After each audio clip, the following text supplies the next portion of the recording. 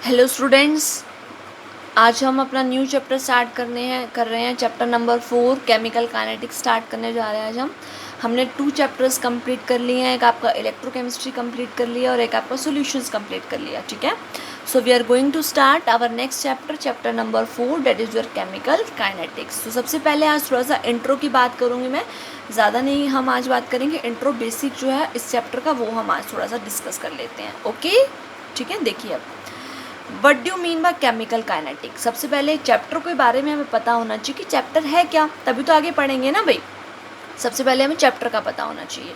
तो chemical kinetics क्या, देखो आपने क्लास 11 के अंदर थर्मोडायनेमिक्स पढ़ी हुई है आपने क्लास 11 के अंदर। थर्मोडायनेमिक्स आपको स्पॉन्टेनिटी ऑफ द रिएक्शन के बारे में बता देती थी कि whether this reaction is spontaneous और नॉट, मतलब फिजिबल है या नहीं है। थर्मोडायनेमिक्स आपको उसके बारे में बता देती थी, है ना, स्पॉन्टेनिटी के बारे में बता देती थी। अब उसके बाद केमिकल काइनेटिक्स जो ब्रांच है वो किसके बारे में बताती है, उसके बारे में हम देखते हैं। केमिकल काइनेटिक्स जो ब्रांच है वो किसके बारे में बताती है हमारे को, ठीक है। तो देखो, the branch of the chemistry which deals with the study of the speeds. Kinetics का मतलब ही होता है स्पीड। स्पीड किसकी, केमिकल रिएक्शन की। देखो दो वर्ड है, केमिकल और काइनेटिक्स। मतलब काइनेटिक्स मतलब जो किससे डील करती है, rate of the chemical reaction या speed of the chemical reaction से, ठीक है। तो केमिकल काइनेटिक्स मतलब speed of the chemical reactions. So the branch of the chemistry which deals with the study of speed और the rate of the chemical reaction, ठीक है। मतलब जो रिएक्शन है अभी ये भी तो पता चले ना कि रिएक्शन कितने टाइम में हो रही है, कि हमारे लिए बेनिफिशियल है वो रिएक्शन या नहीं है ना। अगर वो ज़्यादा टाइम ले रही है तो मतलब नहीं है इतनी बेनिफिशियल वो हमारे लिए। तो हमारे को टाइम का या स्पीड का भी हमारे को पता रहना चाहिए कि कौन सी रिएक्शन कितने टाइम में प्रोसीड हो रही है। इतना तो पता चल गया कि रिएक्शन स्पॉन्टेनियस है या नहीं, कि आगे प्रोसीड होगी या नहीं होगी, स्पॉन्टेनियस है नॉन स्पॉन्टेनियस है, इतनी बात क्लियर हो गई। लेकिन अगर वो रिएक्शन स्पॉन्टेनियस है तो वो कितना टाइम ले रही है, किस स्पीड से वो प्रोसीड हो रही है, वो भी हमारे को पता रहना चाहिए। तो जो स्पीड के बारे में या रेट के बारे में बताती है केमिकल रिएक्शन के उस ब्रांच को, केमिस्ट्री के उस ब्रांच को हम क्या बोलते हैं, केमिकल काइनेटिक्स बोलते हैं। क्या बोलते हैं, chemical kinetics. And the factors affecting the rate of the chemical reaction, कौन से ऐसे फैक्टर हैं जो केमिकल रिएक्शन के रेट को इफेक्ट करते हैं। And the mechanism by which the reaction proceed, और किस मैकेनिज्म से रिएक्शन प्रोसीड होती है। तो ये सब जो चीज़ें के बारे में डिस्कस करती है हमारी केमिस्ट्री की ब्रांच, उसे हम क्या बोलते हैं, केमिकल काइनेटिक्स बोलते हैं। क्या बोलते हैं उसे हम, केमिकल काइनेटिक्स, ठीक है। आगे कंटिन्यू करते हैं। देखिए, the classification of the reaction on the basis of rate, rate के बेसिस के ऊपर जो रिएक्शंस हैं उनका क्लासिफिकेशन किया गया। Very fast reaction, very slow reaction and the reaction which are very slow, neither very slow nor very fast, जो ही ना स्लो होती है ना ही बहुत ज़्यादा फास्ट होती हैं। तो देखो, जो बहुत ज़्यादा फास्ट रिएक्शन होती है, फास्ट का मतलब क्या हो, जो इंस्टेंटेनियसली हो जाए। फास्ट का मतलब क्या हो, जो इंस्टेंटेनियसली हो जाए, ठीक है। और जनरली कितना टाइम कंज्यूम करें, वो 10 के पावर -12 टू 10 के पावर -16। अब इतना कम टाइम है, -12 के रेंज ऑर्डर में आ रहा है टू -16 के ऑर्डर में आ रहा है, इसका मतलब वो इंस्टेंटेनियसली हो रही है, बहुत हमारी क्या हो रही है, फास्ट हो रही हैं। और जो बहुत फास्ट होती हैं उनके एग्जाम्पल क्या होते हैं, आयोनिक रिएक्शंस। क्या होते हैं उनके एग्जाम्पल, हमारे आयोनिक रिएक्शन की बहुत फास्ट प्रोसीड होती हैं। तो अगर आप ये देखो, ये रिएक्शन आपकी between the barium chloride and the आपका सल्फ्यूरिक एसिड, इसके बीच में ये जो रिएक्शन हो रही है, आपका प्रोडक्ट क्या बन रहा है, BSO4 बन रहा है, प्लस में क्या बन रहा है, आपका HCl बन रहा है। तो अगर आप देखोगे तो एक तरह से आपको ये याद आए तो ये डबल डिस्प्लेसमेंट रिएक्शन नहीं है। ये रिएक्शन कौन सी है, आपकी डबल डिस्प्लेसमेंट रिएक्शन है। देखो, बैरियम 2 पॉजिटिव Cl- बनेगा, यहाँ से H पॉजिटिव और SO4 -2 बनेगा। तो ये क्या करेंगे, आयंस को एक्सचेंज कर लेंगे आपस में। आयंस को एक्सचेंज कर लेंगे तो क्या बना देंगे, बैरियम सल्फेट, और क्या बना देंगे, हाइड्रोक्लोरिक एसिड बना देंगे। तो वो रिएक्शन जो इंस्टेंटेनियसली होती हो, टाइम बहुत कम लेती हो, आयनिक रिएक्शन के एग्जाम्पल हैं, ठीक है। सेकेंड टाइप की रिएक्शन होती है बहुत स्लो। अब बहुत स्लो अगर होंगी तो जैसे क्या होगी, रस्टिंग ऑफ आयरन, आपके आयरन को रोड होना। आयरन को जो जंग है वो एक दिन में तो नहीं लगेगा, 2 दिन में नहीं लगेगा, 1 महीने या 2 महीने कोई चीज़ अगर पड़ी रहेगी बाहर, एयर के कांटेक्ट में आएगी, मॉइस्चर के कांटेक्ट में आएगी, उसके बाद ही तो उसको जंग लगेगा ना, है ना। तो ये रिएक्शन बहुत ज़्यादा स्लो होती है। ये रिएक्शन क्या होती है, बहुत ज़्यादा स्लो होती है। ये रिएक्शन इतनी फास्ट होती हैं कि टाइम जो स्पीड है उसको मेज़र करना एक तरह से मुश्किल हो जाता है। ये बहुत ज़्यादा स्लो है, मतलब टाइम जो है वो बहुत ज़्यादा ले रही है। तो अब ऐसी रिएक्शन देखते हैं जो ना ज़्यादा फास्ट हो ना ही बहुत ज़्यादा हमारी स्लो हो, मतलब मॉडरेट स्पीड पर हो। कौन सी रिएक्शन जो किस पे हो, मॉडरेट स्पीड के ऊपर हो। तो देखो, जितनी भी हमारी मॉलिक्यूलर रिएक्शंस होती हैं जितनी भी हमारी मॉलिक्यूलर रिएक्शंस होती हैं जो क्या इन्वॉल्व करती हैं, ब्रेकिंग और मेकिंग ऑफ बॉन्ड। जितने भी मॉलिक्यूलर रिएक्शंस होती हैं जो क्या इन्वॉल्व करती है, breaking and the making of bond involve करती हैं, वो हमारी क्या होती हैं, मॉडरेट स्पीड पे प्रोसीड होती हैं। ठीक है, देखो hydrolysis of the ethyl acetate, ethyl acetate का हाइड्रोलिसिस होना। इथाइल एसीटेट सबसे पहले क्या होता है, एस्टर होता है। क्या होता है हमारा इथाइल एसीटेट, एस्टर होता है। तो CH3COO that is your ester, इसका हाइड्रोलिसिस कर रहे हो तो मतलब वाटर की प्रेजेंस में ही होगा हाइड्रोलिसिस, तो है ना। और कैसा हाइड्रोलिसिस कर रहे हो, एसिडिक। जब भी आपका एरो के ऊपर क्या लिख रहा है, H पॉजिटिव लिख रहा है, तो दैट इज एसिडिक हाइड्रोलिसिस। और जब भी आपका कोई बेस होगा, NaOH यूज़ कर रहे हो, तो वो कैसा हाइड्रोलिसिस होगा, बेसिक हाइड्रोलिसिस होगा। तो उसमें आपका क्या बन रहा है, एसिड और एल्कोहल, है ना। आपको याद हो तो आपने 2 टाइप की रिएक्शन पढ़ रखी है, एस्टेरिफिकेशन और सेपोनिफिकेशन। एस्टेरिफिकेशन और सेपोनिफिकेशन। एस्टेरिफिकेशन क्या होता है, जब आपका एसिड और एल्कोहल से एस्टर बन जाए, एसिड और एल्कोहल से क्या बन जाए, एस्टर बन जाए, तो उसको एस्टेरिफिकेशन बोलते हो। लेकिन when will you get back your acid and alcohol from the ester by the hydrolysis, and the hydrolysis may be your alkaline hydrolysis or your acidic hydrolysis। ठीक है, सो यहाँ पर हमारी क्या हो रही है, इन ये टाइप की रिएक्शन हमारी क्या होती है, मॉलिक्यूलर रिएक्शंस होते हैं जिसके अंदर क्या इन्वॉल्व होता है, ब्रेकिंग और मेकिंग ऑफ बॉन्ड इन्वॉल्व होते हैं। आई बात समझ। उसके बाद सेकंड देखो, decomposition of hydrogen peroxide. Hydrogen peroxide किस में डिकम्पोज होता है, H2O2, H2O प्लस O2 में डिकम्पोज होता है।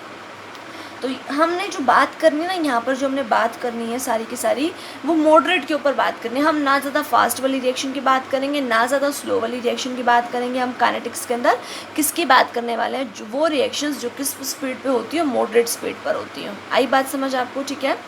उसके बाद देखो, the reason for the difference in rates. अब हर एक रिएक्शन का जो रेट है वो अलग क्यों होता है ना। ऐसा क्यों नहीं बोलते हम हर एक रिएक्शन का जो रेट है वो सेम हो, ऐसा नहीं हो सकता। बिकॉज देखो, as a particular reaction involve the breaking and the making of bond. अभी मैंने आपको बताया कि जब भी कोई रिएक्शन प्रोसीड होती है तो वो क्या इन्वॉल्व करती है, ब्रेकिंग और मेकिंग ऑफ बॉन्ड इन्वॉल्व करती है। Since different bond require the different amount of energy. Different bonds को क्या चाहिए होता है, डिफरेंट अमाउंट ऑफ एनर्जी चाहिए होती है फॉर द ब्रेकिंग, टूटने के लिए। मतलब देखो, कोई भी चीज़ बनेगी कैसे, रिएक्टेंट से प्रोडक्ट कैसे बनेगा, खुद सोचो। जब रिएक्टेंट के बॉन्ड टूट जाएंगे, है ना, पुराने बॉन्ड टूटेंगे, और रिएक्टेंट के भी रिएक्टेंट के मॉलिक्यूल में आपस में बॉन्ड नहीं बनेंगे। रिएक्टेंट के खुद के जो बॉन्ड थे, मतलब जैसे ये एस्टर है, ये वाटर है, इनके कोई खुद के बॉन्ड है, पहले तो ये टूटेंगे ना, उसके बाद ये उन दोनों के बीच में नया बॉन्ड बनेगा और उससे हमारा क्या बनेगा, प्रोडक्ट बनेगा। तो इसलिए हमारी क्या होती है, हर एक बॉन्ड को टूटने के लिए डिफरेंट अमाउंट ऑफ एनर्जी चाहिए होती है। आपको पता ही है कि हर एक बॉन्ड की एनर्जी सेम नहीं हो सकती है, ठीक है। So same since the different bond require the different amount of energy for the breaking and different amount of energies are released when the new bonds are formed. नया bond बनेगा तो energy release होगी, पुराने bond टूटेंगे तो energy चाहिए होगी। तो इसलिए दोनों चीज़ें डिफरेंट होती हैं। जो एनर्जी रिक्वायर्ड होती है वो भी डिफरेंट होती है, जो एनर्जी रिलीज होती है हर एक बॉन्ड की वो भी डिफरेंट होती है। तो इसलिए जो केमिकल रिएक्शन का जो रेट होता है वो अलग अलग होता है। किसी भी केमिकल रिएक्शन का रेट है, आप ये नहीं बोल सकते कि सेम है, ठीक है। उसके बाद देखते हैं, हम स्टार्ट करते हैं हम अपना रेट ऑफ रिएक्शन। फर्स्ट हमारा यही से स्टार्ट होगा कि रिएक्शन का रेट होता क्या है, उसको देख लेते हैं। The concentration change per unit time. पर यूनिट टाइम कंसंट्रेशन में कितना चेंज हो रहा है, क्या बोला मैंने, पर यूनिट टाइम कंसंट्रेशन में कितना चेंज हो रहा है। अब देखो इसका क्या मतलब है, जब रिएक्टेंट से प्रोडक्ट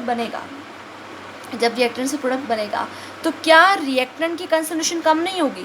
ये रिएक्टेंट है, ये प्रोडक्ट है, रिएक्टेंट से प्रोडक्ट बन रहा है तो इसकी कंसंट्रेशन तो कम होगी, तभी तो भाई प्रोडक्ट बनेगा ना। तो रिएक्टेंट की कंसंट्रेशन कम होगी और प्रोडक्ट की कंसंट्रेशन बढ़ेगी, है ना। तो हाँ, यही तो हम बोल रहे हैं, द कंसंट्रेशन चेंज। और वो चेंज किसके अकॉर्डिंग देखना है, पर यूनिट टाइम के अकॉर्डिंग देखना है। किसका देखना है, ऑफ एनी वन। या तो रिएक्टेंट के डिक्रीज का कंसंट्रेशन देख लो या प्रोडक्ट की इंक्रीज। जितनी रिएक्टेंट की कम होती जाएगी टाइम के साथ, उतनी प्रोडक्ट की बढ़ती जाएगी टाइम के साथ, है ना। जितनी रिएक्टेंट की टाइम के साथ क्या होती जाएगी, कम होती जाएगी, उतनी प्रोडक्ट की टाइम के साथ बढ़ती जाएगी। So the concentration change per unit time of any one reactant और the product is known as the rate of reaction. इसे आप क्या बोलोगे, रेट ऑफ रिएक्शन बोलोगे। अब आगे देख लो इसका। फॉर एनी हाइपोथेटिकल रिएक्शन, मतलब मैंने कोई भी एक इमेजिनरी मतलब कोई भी एक रिएक्शन ले ली, मतलब मुझे पता नहीं है कि पर्टिकुलर काइंड की रिएक्शन कौन सी, जस्ट मैंने आपको बोला कि एक रिएक्टेंट है वो प्रोडक्ट बना रहा है, सिंपल ये बोल दिया है कि रिएक्टेंट है वो प्रोडक्ट बना रहा है। तो रेट ऑफ रिएक्शन क्या होगा, रिएक्टेंट तो कम होगा टाइम के साथ तो प्रोडक्ट बढ़ेगा। सो देखो क्या लिखा मैंने, decrease in the concentration of the reactant by time और increase in the concentration of product by time. तो रेट जो है वो दोनों के इक्वल होगा। ठीक है, या तो आप ये बोल दो कि कंसंट्रेशन ऑफ रिएक्टेंट डिक्रीज हो रही है, या ये बोल दो कि कंसंट्रेशन ऑफ द प्रोडक्ट हमारी क्या हो रही है, इंक्रीज हो रही है पर यूनिट टाइम। इसी को हम क्या बोलेंगे, रेट ऑफ रिएक्शन। क्या बोलेंगे, रेट ऑफ रिएक्शन। आई बात समझ। तो देखो rate of reaction is equal to, आप देखो चेंज हो रहा है, रिएक्टेंट की कंसंट्रेशन और टाइम दोनों में चेंज हो रहा है, प्रोडक्ट और कंसंट्रेशन दोनों में चेंज हो रहा है। तो डेल यहाँ पर क्या चेंज के लिए है, डेल समझ जाना, यहाँ पर ये जो ट्रायंगल से बनी है इसको डेल बोलते हैं, ये चेंज के लिए होता है। ठीक है, कि रिएक्टेंट की कंसंट्रेशन पर यूनिट टाइम कितना चेंज आ रहा है, मतलब टाइम के साथ साथ कितना चेंज आ रहा है, ऐसे प्रोडक्ट की कंसंट्रेशन में भी पर यूनिट टाइम कितना चेंज आ रहा है, तो इसलिए यहाँ पर डेल से रिप्रेजेंट किया जाता है। तो decrease in the concentration reactant के लिए क्या लगाएंगे, माइनस। माइनस का मतलब सिर्फ इतना बात ध्यान रखना कि क्या होता है, डिक्रीज इन द कंसंट्रेशन। ठीक है, और ये इंक्रीज हो रही है तो इसके लिए प्लस। तो रेट को हम ऐसे रिप्रेजेंट करेंगे सिम्बॉलिकली कि minus del r by del t, और या प्लस का del p by del t. आई बात समझ इतनी। आगे चलें, आगे देखिए, the rate of the reaction can never be negative. Reaction का रेट कभी भी नेगेटिव नहीं हो सकता। नेगेटिव साइन सिर्फ क्या इंडिकेट करता है कि नेगेटिव यहाँ पर क्या है कि कंसंट्रेशन ऑफ रिएक्टेंट क्या हो रही है, डिक्रीज हो रही है। नेगेटिव सिर्फ इतना ही चीज़ बताता है आपको। ठीक है, देखो उसके बाद आगे, फॉर रिएक्शन PCl5, PCl5 से क्या बन रहा है, PCl3 प्लस Cl2 बन रहा है। PCl5 से क्या बन रहा है, PCl3 प्लस Cl2। इसके लिए रेट लिखना है, तो बताओ कैसे लिखोगे। पहले देखो कौन सा रिएक्टेंट है, कौन सा प्रोडक्ट। ये रिएक्टेंट है, ये तुम्हारा क्या प्रोडक्ट, ये रिएक्टेंट, ये प्रोडक्ट। तो देखो माइनस रिएक्टेंट की कंसंट्रेशन आगे क्या लगाना है, माइनस। तो माइनस डेल रिएक्टेंट क्या है, PCl5, माइनस का del PCl5 by del T equals to, ये प्रोडक्ट कौन से, ये दोनों प्रोडक्ट हैं, इनकी कंसंट्रेशन बढ़ेगी तो plus del PCl3 by del T is equal to plus del Cl2 by del T. ठीक है, ऐसे आपको रेट लिखना है। समझ में आया। When the coefficient is not unity then the rate of the reaction is determined by dividing with the coefficient. यहाँ तो कोफिशिएंट 1 था, PCl5 की कोफिशिएंट 1 था, ये भी 1 था, ये भी 1 था। तो जब कोफिशिएंट 1 है तो तुम सिंपल ऐसे लिख सकते हो, लेकिन जब कोफिशिएंट तुम्हारा यूनिटी नहीं है तो कैसे लिखोगे। देखो AA plus BB form CC, ये कोई रिएक्शन मैंने मान ली, AA plus BB plus CC, यहाँ जाके हमारे small a small b small c तीनों क्या होते हैं, कोफिशिएंट्स होते हैं। क्या होते हैं, तीनों कोफिशिएंट। तो रिएक्शन का रेट क्या बनेगा, देखो क्या बनेगा, del A by del T लिखोगे और आगे क्या लगोगे, माइनस। और अब कोफिशिएंट आ जाए तो कोफिशिएंट से डिवाइड करना है, मतलब 1 बाई A। ठीक है, ऐसे ही देखो यहाँ पर प्रोडक्ट है, ये रिएक्टेंट है, सॉरी B हमारा रिएक्टेंट है, तो आगे क्या लगेगा, माइनस। इसका कोफिशिएंट है B, तो 1 by B del B by del T. अब ये प्रोडक्ट है, इसके आगे क्या लगाओगे, 1 by C del C by del T. यहाँ पॉजिटिव आएगा, यहाँ पे नेगेटिव। कोफिशिएंट में सिर्फ क्या करना है, उससे डिवाइड कर दो कोफिशिएंट से, और कुछ नहीं करना। ठीक है, उसके बाद देखो, concentration is usually expressed in mole per litre. Concentration की आपको यूनिट पता है कि क्या होती है, मोल पर लीटर होती है। टाइम की क्या होती है, सेकंड होती है। तो रेट आपका क्या है, रेट आपका क्या है, कंसंट्रेशन बाय टाइम। तो इसकी मोल पर लीटर है, इसकी हमारी सेकंड है, तो क्या बनेगी, मोल पर लीटर पर सेकंड। यूनिट क्या बन जाएगी, मोल पर लीटर पर सेकंड बन जाएगी इसकी यूनिट। आई बात समझ आपको। ठीक है, तो देखो आपकी क्या बन जाएगी, मोल पर लीटर पर सेकंड बन जाएगी। अगर मिनट में होगा तो मोल पर लीटर पर मिनट हो जाएगी। But in case of the gaseous reaction, अगर आपकी रिएक्शन कैसे हो, गैसियस हो, तो कंसंट्रेशन की जगह पे वहाँ क्या यूज़ करते हैं, प्रेशर यूज़ करते हैं। क्या यूज़ करते हैं, कंसंट्रेशन की जगह पे प्रेशर को यूज़ करते हैं। तो देखो PV is equal to NRT, ये इक्वेशन होती है आपकी, PV is equal to NRT होती है ना, आइडियल गैस इक्वेशन आपको याद हो तो। अब देखो यहाँ पर मैंने P की जगह क्या लिखा हुआ है, पार्शियल प्रेशर। पार्शियल की कब बात करते हैं, when there are lot of gases. जब लोट ऑफ गैसेज हो तो वहाँ पे किसकी बात करते हैं, पार्शियल की बात करते हैं। तो यहाँ पर मान लो कि हमारी बहुत सारी रिएक्शन गैसेज हमारे रिएक्टेंट है, आपस में रिएक्ट कर रहे हैं, तो यहाँ पे इसलिए मैंने पार्शियल प्रेशर मान लिया। तो P यहाँ से क्या हो जाएगा, N/V/RT, और N/V हमारा क्या होता है, C। तो कंसंट्रेशन होता है, तो P इक्वल टू क्या बना, CRT। क्या बना, P इक्वल टू आपका CRT। अब देखो जो आपका पार्शियल प्रेशर आपका P होगा वो किसके इक्वल होगा, number of moles of the gas by total number of the gas into total pressure. अगर तुम्हें याद हो राउल्स लॉ जो था वो क्या था, वो क्या कहता था कि जो पार्शियल प्रेशर है ना वो किसके इक्वल होगा, आपका टोटल प्रेशर P के और multiplied with the mole fraction. ये मल्टीप्लाई है, ये मोल फ्रैक्शन है X। तो आपको जो टोटल प्रेशर पार्शियल प्रेशर होगा वो किसके इक्वल होगा, आपका total pressure multiplied with its mole fraction. तो यही तो बात करी, partial pressure equal to mole fraction. क्या होता है, उस मोल के क्या, एक पर्टिकुलर स्पीशीज़ के moles by total number of moles. तो the number of moles of gas by total number of moles into total pressure. ठीक है, तो अब उसके बाद देखिए आप ये जो ऊपर वाली इक्वेशन है ना, ऊपर वाली इक्वेशन है P is equal to C R T चुनने के लिए मैंने इसका डिफ्रेंशिएशन कर दिया, तो क्या बनेगा D P by D T is equal to D C by D T into में आर टी। ठीक है, इतना हो जाएगा आपकी बात। हाँ जी, तो आपका ये मैंने इस इक्वेशन को टाइम के रिस्पेक्ट में देख लिया, मतलब हम क्या देख रहे हैं, प्रेशर या कंसंट्रेशन का चेंज देख रहे हैं विद रिस्पेक्ट टू टाइम। जैसे ऊपर देखा था ना हमने, यहाँ पे हम क्या देख रहे थे, टाइम के रिस्पेक्ट में देख रहे थे कि decrease in the concentration of the reactant per unit time by increase in the concentration of product by per unit time. यहाँ पर ऐसे प्रेशर के रिस्पेक्ट में टाइम के रिस्पेक्ट में देखेंगे प्रेशर का कितना चेंज हो रहा है, तो D P by D T किसके इक्वल आ गया, D C by D T into R into T. T यहाँ पर क्या temperature, T small T time है। अब आर की वैल्यू तुम्हें पता रहती है 0.0821 लीटर एटमॉस्फेयर पर केल्विन पर मोल।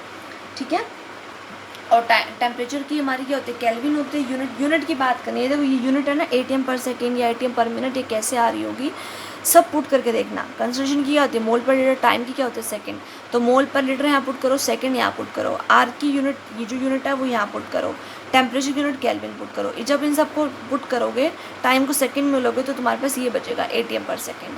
ऐसे ही जब टाइम को मिनट में लोगे तो क्या बचेगा, एटीएम पर मिनट। एक निकाल के देखिएगा आप, आपसे हो जाएगा ये। तो ये हमने बात कर ली यूनिट्स की। ठीक है, और थोड़ा सा बेसिक हमने बात कर ली कि क्या रेट ऑफ रिएक्शन होता है, कैसे हम रेट ऑफ रिएक्शन को लिखते हैं। तो इससे आगे फर्दर हम नेक्स्ट वीडियो के अंदर कंटिन्यू करेंगे। तो इसको पहले बेसिक्स को अच्छे से पढ़ लेना, फिर उसके बाद अच्छे से क्लियर हो जाएगा। ओके, तो इसके बाद हम नेक्स्ट वीडियो में बात करने वाले हैं। Okay, thank you all.